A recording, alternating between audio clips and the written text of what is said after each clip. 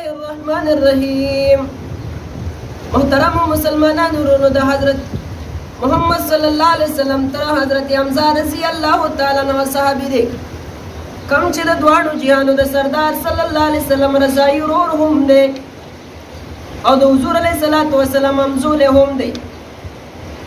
او د رضاعت دا واقعیا کله چې حلیمه سعدیه رضی الله تعالی عنها حضور علیه الصلاۃ والسلام ویوړو الته چې کمی زنانه ته حضور علیه الصلاۃ والسلام پی ورکول، نو حضرت حمزه ته هغې پی ورکړی.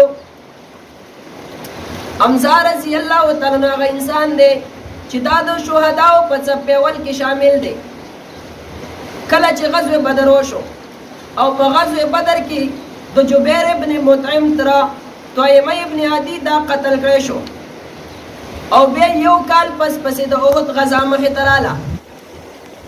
نو جبیر ابن مطعم خپل غلام چې د هغه نوم وحشي ابن حرب و، خپل غلام وحشي ابن حرب ته وایي د ابو سفیان ان کمپنی د هغه دا لښکر روان دی د دواړو جهانو د سردار صلی الله علیه وسلم د هغه سره مقابله کوي او د هغه سره جنګیږي.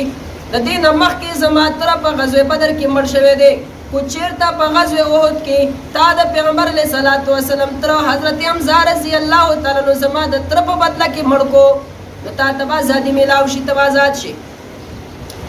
وحشي ابن حرب رضی الله تعالی عنہ وروسته ایمان راوړی دی. فرمایي مولانا محمد ادریس کاندهلوي رحمت الله علیه سیرت مصطفی کې او تاریخ ابن هشام هم ذکر کړی دی او زرقانی هم په شرح مواهب الرحمن کې ذکر کړی دی. همدغه رنګې نورو مورخین هم ذکر کړی دی. د وحشي ابن حرب دا قول ذکر کړی دی. وحشي ابن حرب وایي زه د حضرت حمزه په قتل پسې راووتلم، په میدان کې ګرځېدلم. وایي ما د خلکو نه دا معلومات کولو چې حمزه کوم ځای کې دی.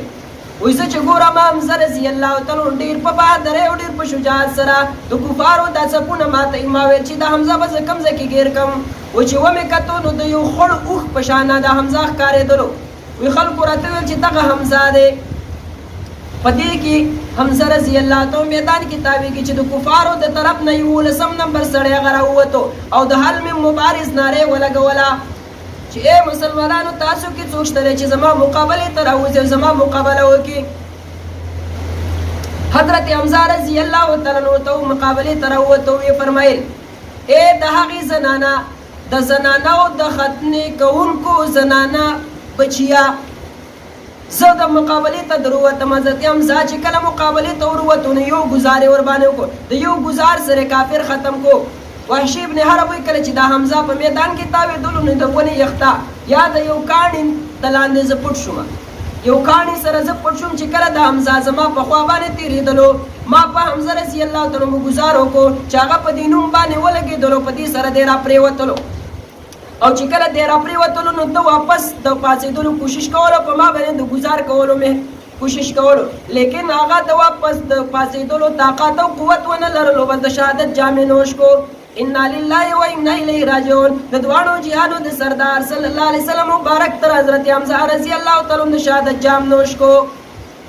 کله چې د حمزه شهادت صحابه ولیدو د حضرت حنظله رضی الله تعالی عنہ شهادت یې وکتلو، نو هغه د غره په شان ولاړ صحابه حضرت ابوبکر صدیق رضی الله تعالی عنہ، حضرت عمر فاروق رضی الله تعالی عنہ، حضرت ابو دجانه رضی الله تعالی عنہ، همدغه رنګ سعد بن معاذ رضی الله تعالی عنہ، سعد بن عباده رضی الله تعالی عنہ، همدغه رنګ نور صحابه کرام رضی الله تعالی عنهم اجمعین. او چې کله د حمزه دا قتل وکتل نو بالکل داسې بدهوش شو، داسې عجیبه غونې کې ټیم، داسې عجیبه غونې کې وخت په هغې باندې تواري شو، داسې عجیبه غونې حالات په هغې باندې تواري شو او بالاخر هغه شهید شو.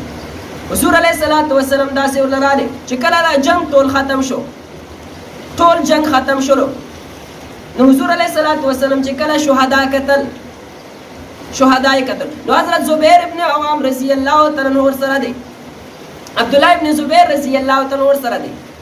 دا د حضور علیه الصلاۃ والسلام یوه ترور وه صفیه نوم یې وه. دا صفیه دا د زبیر په نکاح کې وه، د عوام په نکاح کې وه. د دې عوام او د دې صفیې نه الله رب العالمین یو زوی پیدا کړو چې زبیر نوم یې و. د دغه زبیر نه الله یو زوی پیدا کړو چې دغه نوم عبدالله و. دغه عبدالله ته بیا حضرت ابوبکر صدیق رضی الله تعالی خپله لور حضرت اسماء رضی الله تعالی ورکړې وه. چې کله شهدای به کتل حضور علیه الصلاۃ والسلام داسې وکتو چې دا څوک دی، پېژندلو یې نه، ځکه هغو چې کوم لغزش کړی و هندي، هغې چې کوم لغزش کړی و د حضرت حمزه رضی الله تعالی عنه سره، نو هغه د چا نه پټ نه دی. نو صفیه رضی الله تعالی عنها را روانه وه. چې کله را روانه وه حضور علیه السلام زبیر ته وایي زبیره ورشه هغه مور دی واړوه هغې اخوا کا خو چېرته دا رښتیا د دې تروري د ده روري دا رښتیا د ده روري نو زنانه ذات داسې نه چې زړه یې پټاو شي، زړه یې ونه چوي. خو زبیر رضی الله تعالی راستون کو بالاخر حضور علیه السلام زبیر ته آواز وکړو زبیره ورشه مور ته دې آواز کړه چې راشي. حضور علیه السلام ویسې نه چې زما نه د دې خپلې ترور ګیله پیدا شي چې په اخره حالات کې ما ته خپل ورور ونه خوستو. چې راله نو ویې کتلو نو علماء کرام ذکر کوي وی حضرت صفیه رضی الله تعالی عنها د حمزه رضی الله تعالی عنہ دا بدن یې وکتلو، وی دا د لاس ګوتې وله داسې وکتلې شکمنه شوه، وی بیا وله دا د خپې ګوتې راوچته کړې او دا یې وله وکتلې. حضور علیه صلات وسلام ته یې وفرمیل د الله حبیبه اخي و امي زما ورور دی او ستا تره حضرت حمزه رضی الله تعالی عنہ دی. حضور علیه السلام چې دا خبره واورېده قسم یې وخوړو زما دې د الله په ذات باندې قسمي کله چې زما په کافرانو او مشرکینو باندې غلبه راشي او په هغې باندې زه غالب شم نو زه به د خپل تره په مقابله کې او یا سرداران د دې ونه وژنمه. بس الله ته دا خبره محبوبه نه شوه.